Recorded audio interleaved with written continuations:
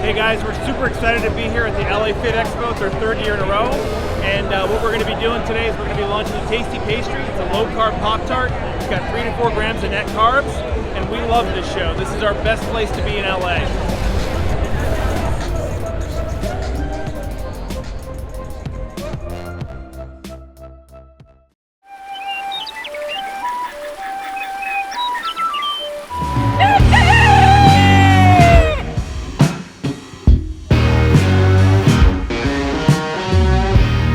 Welcome back to Legendary Foods Muscle in the Morning. I'm Dave Palumbo and today is Thursday, April 22nd, 2021.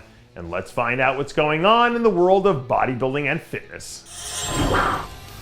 I know some of you are watching this in zombie mode while you're doing your morning cardio, so try to keep up because I'm going to hit you with a few facts. Fact number 1, today is April 22nd. Fact number 2, the New York Pro is scheduled to take place in Tampa, Florida on May 15th.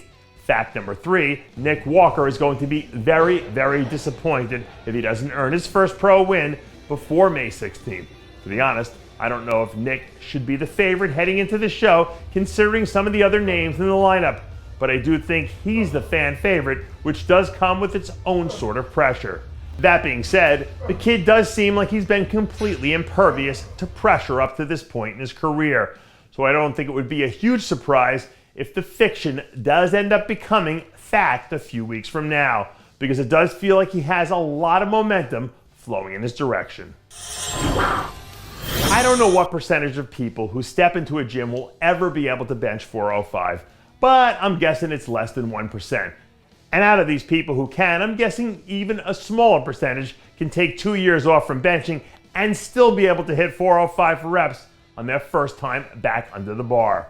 So with that in mind, doesn't it make the video of Steve Kuclo knocking out 405 for 7 even more ridiculous? Apparently the King Snake is back to spitting venom because we haven't seen Steve moving weight like this in the gym for months.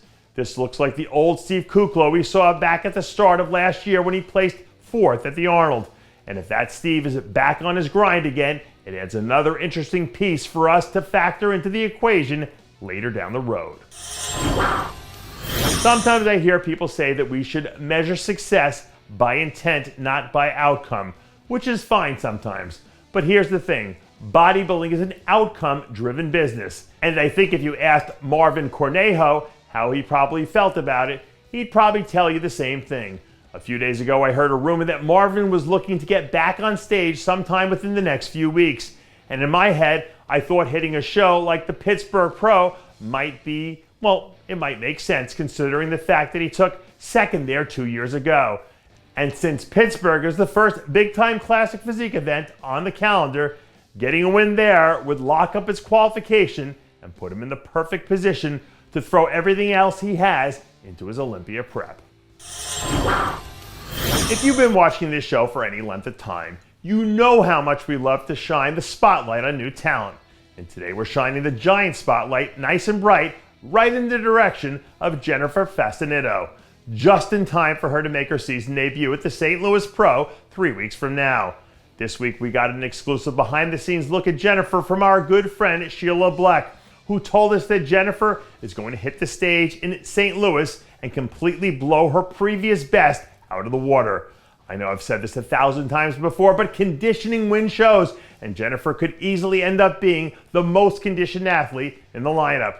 So if she shows up and delivers, it'll make it awfully hard for the judges not to give her a serious look in that first call out. And that does it for yet another edition of Muscle in the Morning.